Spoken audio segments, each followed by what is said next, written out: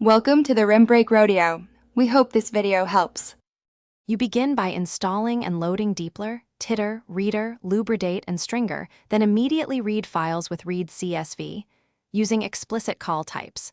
Once done, run glimpse and summary to see types and missing values, and use count is nah to map hotspots quickly.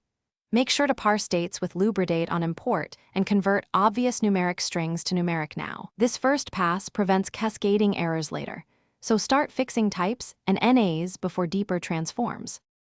You now transform the table, use mutate, and case when, to standardize formats, create clean keys and normalize units. Then filter out rows with fatal parsing errors and remove exact duplicates with distinct, while reconciling inconsistent sources using left join or anti-join to find mismatches. Detect outliers with an IQR rule or z-scores and decide whether to cap, flag, or remove them. Make sure to convert character categories to factor only after cleaning spelling and levels, so grouping works predictably. You finish by validating assumptions. Assert no missing keys, unique ID, and numeric ranges match expectations using simple tests or the assert that package.